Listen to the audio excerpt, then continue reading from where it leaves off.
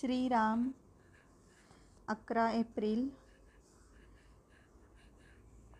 आजचे शीर्षक आहे साधनांनी जे साधत नाही ते संत सहवासाने साधते. अवतारी संत आणि इतर संत यांच्यामध्ये फरक असतो. अवतारी संत हे ज्ञानेश्वर महाराजांसारखे किंवा समर्थांसारखे असतात. ते आपण होऊन येतात आणि आपले काम झाले की जातात, मग ते राहत नाहीत. संतांनी जगातली राज्ये मिळवली नाहीत, पण त्यांनी स्वतःवर राज्य केले. चमत्कार करणे हे संत लक्षण नव्हे. चमत्कार सहजगत्या होतील तर होवोत. चमत्कार दाखवावा म्हणून संत चमत्कार करीत नाहीत. संतांची निंदा किंवा अपमान करू नये. त्यांची परीक्षाही पाहू नये. कोणाचेही वाईट चिंतू नये. दुसऱ्याचे हित करावे, हितच चिंतावे. उत्तम हित नामा वाचून अन्य कशातही नाही. म्हणून अखंड भगवन नाम जपणे ही संत संगतच आहे. सद्विचार ही एक सत्संगतच आहे. ध्यान, स्मरण, मनन आणि सद्ग्रंथ वाचन यामुळे संतांची गाठ पडून त्यांच्याशी समागम होणे शक्य होईल. संत समागमात राहून विषय मागणे हे समागमामागचे रहस्य नाही. एकुलत्या एका मुलाने अफूच्या गोळीसाठी हट्ट धरला तर आई त्याला ती गोळी देईल का? जर तिने ती दिली तर ती खरी आईच नव्हे. त्याप्रमाणे जो विषयाचे प्रेम देईल तो खरा संत नव्हे. संताला विषयाचे प्रेम असत नाही. इतकेच नव्हे तर त्याचा माणूस विषयात राहिला तर त्याच्या हृदयाला पीळ पडतो.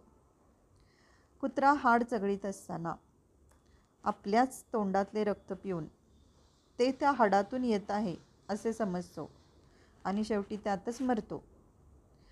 हे पाहून जितके वाईट वाटेल त्याच्या 10 पट नव्हे अनेक पट आपण विषयमग्न झालेले असलेले पाहून संतांना वाईट वाटते. संतांनी खरे भगवंताला जाणले.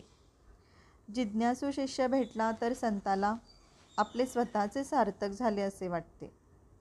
साधनांनी जे साधत नाही ते संताच्या सहवासात राहिल्याने साधते. मनुष्य जितका निस्वार्थी तितकी त्याची भाषा व्यापक असते.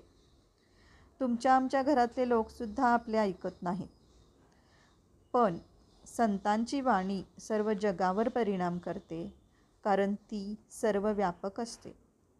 ती अत्यंत तळमळीची असते. याच अर्थाने श्रुती सनातन आहे. जगाचे कल्याण व्हावे म्हणून ऋषी बोलले, म्हणून त्या वाणीने जगाचे कल्याण व्हायचेच. आणि जगाचे कल्याण व्हावे असे वाटते तोपर्यंत ती वाणी राहायचीच. आहे त्यात समाधान मानणे, कोणाचाही द्वेष मत्सर न करणे, सर्व भगद्रूप मानणे, निरभिमान राहणे, सदोदित भगवन नामस्मरण करणे आणि संत सज्जन सद्गुरू यांच्याविषयी पूज्य भाव ठेवणे, या गोष्टी आचरणात आणणे हाच परमार्थ. यात कोणती गोष्ट अवघड किंवा खर्चाची आहे?